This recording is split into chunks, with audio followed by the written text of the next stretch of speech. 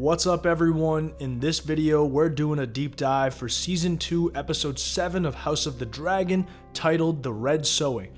Before we get going, we have deep dives for all of Season 1, and we cover the first 6 episodes of Season 2 as well, so check those out if you haven't yet.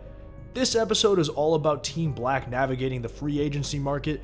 They need to add more Dragon Riders, and in desperate times, Rhaenyra turns to recruiting low-born Targaryen bastards. Therefore, we're going to first start by covering what goes on in Dragonstone with Team Black, then we'll move on to Team Green and check in on them, then we'll jump over to Harrenhal where Oscar Tully is showing everyone that he's ready to lead. We'll quickly see what Rhaena is up to, and then we'll end on the final epic scene where Rhaenyra flexes on Aemond. No time to waste, let's get going. We ended last episode with Sea Smoke claiming Addam, and we opened this episode with Rhaenyra confronting a very shocked Addam. Sea Smoke is looking very satisfied at claiming his rider, by the way. Rhaenyra wants to know what's good with Addam. Addam says he didn't go seeking the dragon found him. He wants to learn the way of the Dragon Riders, and he pledges his loyalty to Rhaenyra instantly. Rhaenyra asks about Addam's parentage, and he doesn't reveal that he's Corlys's bastard son. All he mentions is that he's Addam of Hull, his mother was a shipwright, and he served House Velaryon for years. Either way, this is a huge addition for Team Black, and Rhaenyra is pumped. She invites Addam back to Dragonstone. This is one of those moments that couldn't have worked out any better. I thought it was going to be way more intense than this. Turns out Addam is polite as hell. He's also about to experience his arc in hyperspeed because his standing is so different than it was an episode ago. So news of all of this reaches the Black Council. All they know is that the rider is a shipwright working for Corlys. Corlys hears this and immediately knows who it is. The rest of the council, especially Bartimaeus, is pissed at this. The concept of lowborns seizing dragons is very threatening to anybody associated with the old Valyrian families. Jace is pissed off as well, especially when he learns that Rhaenyra wants Addam to stay at Dragonstone as a guest and be instructed in the art of dragon riding. Bartimaeus is practically the fun police around here. My counter to both he and Jace would be, what do you plan on doing with the current dragon advantage that you have without any other riders? The Green Army is overwhelming right now and Vhagar is a force unless you have numbers and dragons to spare for it. Their biggest strategic flaw as a whole, aside from Daemon's vision quest on whatever ayahuasca Alice is cooking up, is that they consistently struggle to get on the same page. Corlys tells everyone to chill and wait for Rhaenyra's word, except she's not going to be at this meeting. I fuck with Rhaenyra heavily, but her biggest issue is communication. She doesn't treat her council members very well. As for Rhaenyra, she's confiding with Mysaria. She suspects that Addam must have some sort of Targaryen blood, but because he's done it, there must be others who can ride Vermithor and Silverwing. As Rhaenyra goes back to the family history books, Mysaria laughs. She says Rhaenyra is better off looking for low-born Targaryen bastards. Mysaria herself has come across at least 80 or so Targaryen bastards from her time at the Pleasure House. Rhaenyra is worried about the lowborns not having honor, since that's a huge part of highborn houses in society. Mysaria counters by saying Aegon and Aemond are highborn, yet fight to steal her throne. Fair fucking point, Mysaria. Honor has nothing to do with being highborn or lowborn. This convinces Rhaenyra and she vows to raise an army of bastards. Corlys then checks in on Addam and they share an awkward but kind of nice moment, I guess. Addam asks to be relinquished as Corlys' shipwright since, you know, he's a fucking dragon rider now. Corlys says no shit, you're relinquished, and also gives him a well done, which gets Addam pumped up. Textbook Asian parenting style from Corlys. Rarely give compliments, so even when the slightest praise comes out, your kids are ecstatic. Side effects include generational trauma. Yep, he's just out here battling the way anybody with daddy issues would be proud of. We've mentioned this previously, but unlike Alan, Addam has never even really gotten a smile or a head nod from Corlys that we know of. The fact that it took all of this for Corlys to show some respect is messed up, but hey, at least he didn't toss his unwanted son into a child fighting Thunderdome like our pal Aegon. Corlys then goes back to Driftmark and tells Alan to charter fishing vessels to King's Landing. These are direct orders from Rhaenyra. There will be a message for Alan to deliver. Corlys then tells Alan that his brother is now a dragon rider. The Velaryons are a dope house, but they aren't dragon lords. And Corlys doesn't know much about Alan's mother, but there must be some Targaryen blood from that side. Alan then says that his brother Addam is restless and yearning to prove himself, but he himself is salt and sea, so he yearns for nothing else.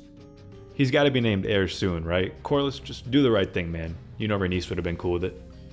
Jace confronts Rhaenyra about the whole lowborns being able to claim dragons thing. Jace views these people as mongrels, but his bigger issue is that he himself is a bastard. He doesn't have the textbook silver-white Targaryen hair since he inherited Harwin Strong's genes. The one thing giving him legitimacy is having a dragon, so if any lowborn can claim a dragon, then it takes away the one thing Jace had. I understand why Jace is angry, but there's really nothing else Rhaenyra can do. They need to get more riders no matter what. Rhaenyra is sorry that Jace has to deal with this, but she still has to follow through on the plan. Yeah, I agree. There's some definite self-hatred going on here, but you can't totally blame him. I'm no fool, Mother. The proof is here for all to see. She's normally a pretty caring mom, but she did put the 3 strong boys in a tough spot with her decision making. It's a totally necessary move, but the more dragon riders that exist, the more power you're introducing to people who have never had it before. It's like how people saying getting rich only multiplies the person you already are, good or bad. Hypothetically, if a Targaryen dragon seed claims a dragon and goes out there and dominates the war for the black side, you can see where a challenge to Jace's claim might occur. We then see the actual plan get executed. Mysaria hands a message to Alan, who then brings the message to a man at King's Landing, who then delivers the message to Alinda, who's still been posted up at King's Landing. I love Alinda's red cloak, by the way. Anyways, word spreads throughout King's Landing that Rhaenyra is hosting Dragonrider Tryouts. Ulf is drinking with his homies and they peer pressure him to go. Ulf is terrified and tries to make excuses saying his leg is still hurt, but his boys say that, hey man, you've been talking shit about being a Targaryen bastard this entire time, go claim a dragon. The peer pressure works and he decides to go. Hugh also gets word of these tryouts. Sadly, his daughter has passed away and his wife Kat begs him not to go. She doesn't want to be a widow. Hugh didn't know his dad, but he did know his mom. She worked at a pleasure house and was Sarah Targaryen, an exiled daughter of the late King Jaehaerys, so technically Hugh is the cousin of Viserys and Daemon. Hugh never told Kat any of this, but at this point he's got nothing to lose, so it's time to take the ultimate risk. Ulf comes off here like a guy who could have gone D1 or pro if it just weren't for that knee injury in high school. You better believe things would have been different. I'd have gone pro. In a heartbeat. I'd be making millions of dollars and living in a big old mansion somewhere.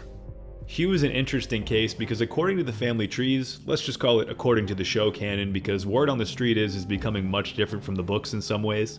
He's technically the son of Sarah Targaryen if what he says is true. She was disowned by Jaehaerys for being defiant and promiscuous among other things. One of the men Sarah allegedly had relations with was Braxton Beesbury, so there's a small chance that our boy Hugh is a relative of our boy Lyman. That'd be pretty cool. Yeah, Damon, I like that theory. So the small folk secretly escape King's Landing and board these ships that Alan has brought.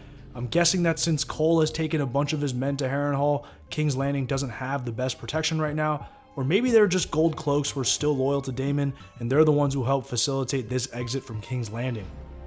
I'm a little surprised they got away with it. It feels like Larys might actually be lacking as the Master of Whispers if he can't get any sort of intel on this. Alinda's running around for a while and there's no word passed along to him in the meantime. It seems like the tide of public sentiment has turned on the Greens big time. Still think Otto might have some more info on this by now though. So Rhaenyra watches the various lowborn Targaryen bastards roll into Dragonstone, and as she goes down to greet them, she's interrupted by the Dragon Keepers. They're all pissed off about letting non-Targaryens ride dragons. They view dragons as sacred, as magical. They refuse to stand by and allow your average man or woman ride a dragon. They don't seem to care if these bastards have a little bit of Targaryen blood. They view them as not worthy of the dragons. So they storm off, leaving Rhaenyra to handle the tryouts all on her own. She gives a pregame speech to the lowborns. She knows that they're willing to risk death to change their lives, and she respects that. But even more importantly, she reminds them that the whole purpose of this is to end the war, potentially without additional bloodshed. She then tells them about Vermithor, which is the dragon that they will all try to claim. Vermithor is the second largest dragon in the world, and is maybe more of a savage than Vhagar, and his nickname is the Bronze Fury. She tells them good luck, and now it's time to face Vermithor. Rhaenyra got me amped the fuck up during this speech. Rhaenyra's arc this season has mostly been a transition from dealing with grief and all the baggage that came with that relationship she had with Daemon, and hoping that there was a chance at peace in the meantime. Now we're on a more aggressive path. She's trying to emulate Visenya, and you can see traces of the shift in character throughout the Dragon Pit scenes. So Rhaenyra leads everyone out to the Dragon Pit, and she calls for Vermithor in Valyrian. With no other Dragon Keepers to help her, the Black Queen stands by herself. Vermithor pulls up and looks fucking pissed. The Lowborns all look terrified, and for good reason. This motherfucker is huge. Vermithor is starting to get feisty, but Rhaenyra commands him to be calm and serve, and Vermithor yields and allows Rhaenyra to touch him. What a fucking badass Rhaenyra is. With a slight smile, Rhaenyra turns back to the Lowborns and asks who wants to be first. A brave man volunteers to be first. Rhaenyra says there's nothing else she can do, and she walks off to watch the tryouts take place. As the man holds out his hand, Vermithor immediately lets out a jet of fire and burns him to death. It's complete pandemonium in the dragon pit, and the rest of the Lowborn start scattering. A handful are lit on fire as Vermithor shoots out fire breath everywhere. The guards try to keep the Lowborns from running, but a few manage to escape. Ulf runs for his life but gets knocked off deeper into the pit. Vermithor is in rampage mode, burning victims alive and eating others. Rhaenyra is watching all of this and wondering if this whole idea is foolish. Ulf manages to survive the fall and he scampers deeper into the dragon pit. Hugh, meanwhile, makes his way to the ground level and he tries his best to save this young woman. They hide behind this rock while Vermithor picks off Lowborns one by one. Vermithor catches them and goes for a bite, but Hugh pushes the woman out of the way just in time. As Vermithor goes to burn the woman again, Hugh screams at him and draws Vermithor to him, allowing the woman to escape. Hugh is ready to die, so he walks up to Vermithor and yells that he's ready. Hugh is ready to die, so he walks right up to Vermithor. He then stares him down and screams, "Come on!" This level of bravery surprises Vermithor, and instead of burning Hugh alive, he yields and allows Hugh to touch him. God damn, Hugh fucking did it. He's claimed Vermithor, and Rhaenyra watches from above with a satisfied look. Meanwhile, Ulf has scampered deeper into the dragon pit with just a measly torch for lighting. He's completely lost and accidentally steps onto a dragon egg. I don't know if he crushes it completely or not, but this immediately draws the attention of a nearby dragon named Silverwing. Silverwing pulls up and knocks Ulf to the ground a few times just to fuck around with him. Apparently Silverwing is Vermithor's girlfriend. Anyways, for no apparent reason, Silverwing just seems to like Ulf and yields to him. Emma Darcy killed it with facial acting as always. In this ep, they use it primarily to show Rhaenyra's relief and intensity as it relates to the Dragon Seed plot. Hugh grabbing his grandfather's old dragon was also poetic, like he's re-established his place in Targaryen lore after his mom was cast aside long ago. In Ulf's case, it's gotta be the sense of humor because he's definitely not offering bravery. The biggest critique I have, aside from trapping the dragon seeds in the pit, was that Rhaenyra didn't really teach them anything. You could have at least explained the Lycoria Dehyrus to them. That's just 2 words. You do get to see who the true natural dragon riders are by letting them sink or swim, but you probably could have saved a couple dozen lives with that small tweak. This could be a greater sign that the time for cool ideas and patience is over for Rhaenyra. She needs equalizers, and she needs them in the form of whoever can handle the heat. Alright, let's move on to the greens.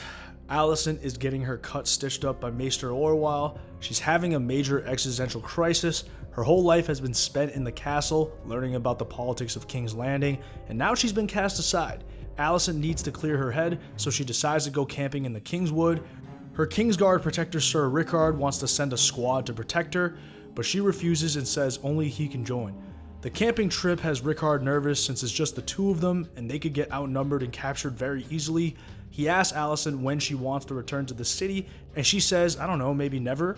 Later on, Alicent goes to this lake by herself and jumps in and just contemplates about life.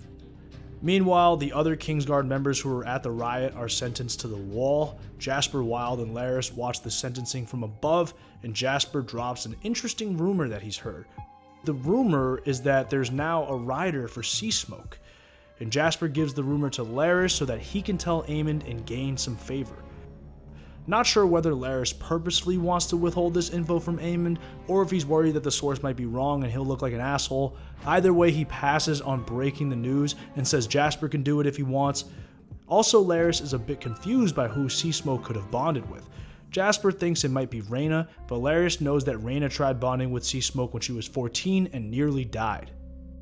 And based on how Jasper looked at Larys' attempt to suck up to Aemond last ep, it feels like a strange move for him to be the one that wants to help Larys. That being said, Aemond is going to be so pissed when he finds out all these dragons have riders and he has 0 information on it. We then see Maester Orwyle trying to help Aegon go on a walk. It's beyond painful and he's screaming brutally. Lord Larys interrupts and tells Orwyle that he shouldn't be doing that alone, and he comes in to help. Together they lift Aegon up and bring him back to bed.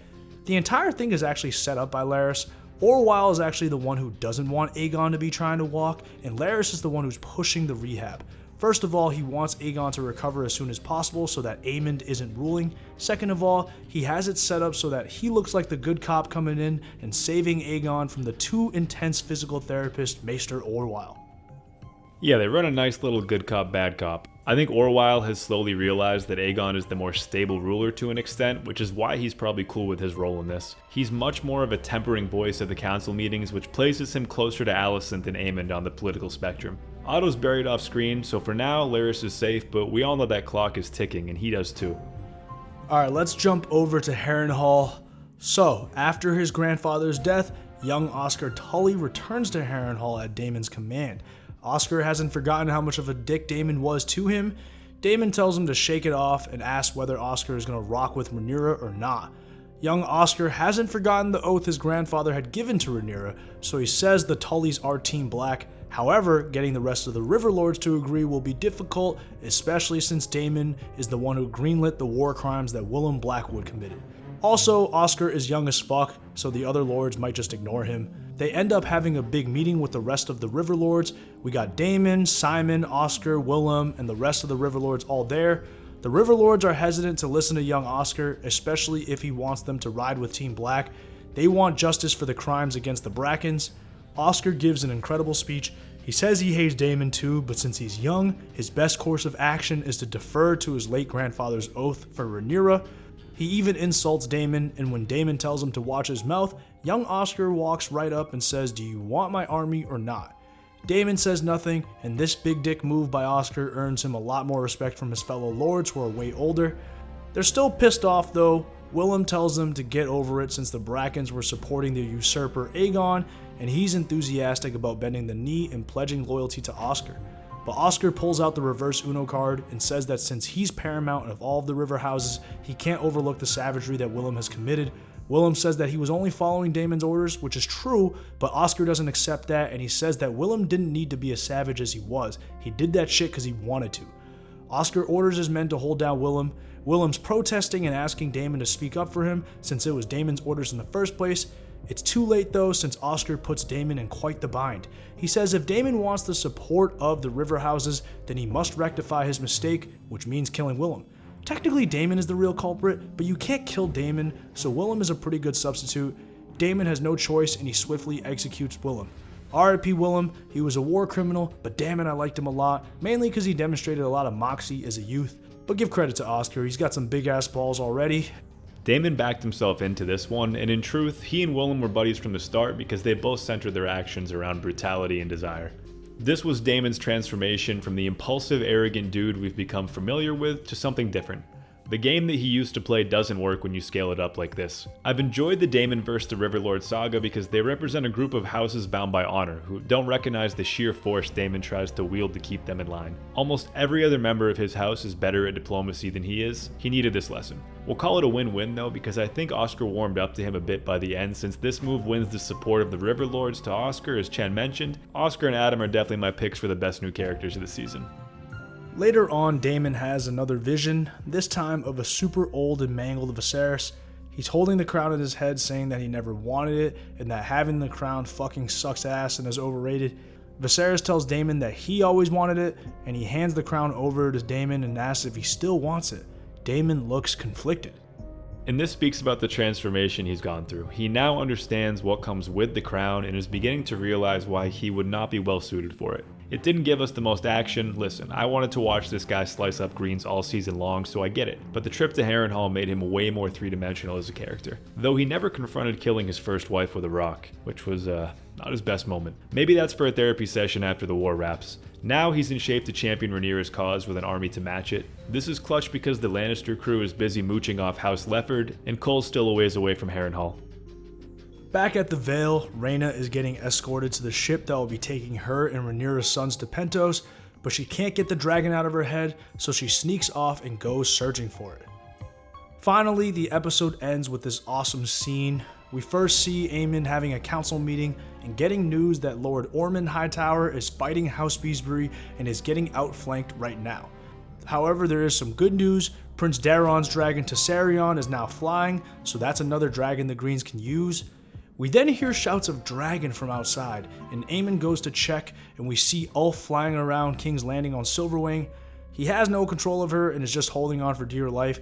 The guards try to man the Scorpion, but Silverwing is too fast. Aemond sprints to his horse and rides out to grab Vhagar, and they start chasing Silverwing back to Dragonstone. However, as Aemond approaches Dragonstone, he quickly panics and gets Vhagar to turn back. The reason? Well, he sees Rhaenyra posted up with Syrax and Vermithor, just waiting for him. Very badass scene. The Blacks have leveled up indeed. Just a patently ridiculous move by Ulf, but I loved every second of it. Rhaenyra is finally able to strike fear into the Dragonrider / half-brother that took her son from her, who represents her direct opposition now that he's Prince Regent. You're definitely going to see Aemond attempt to solve the balance of dragons moving forward, because kind of like winning most of the swing states, there's really no path or victory if he doesn't. Alright, that does it for our breakdown. Thank you everyone for watching. We got the season finale up next, and you bet your motherfucking ass we'll be covering that. Catch y'all later.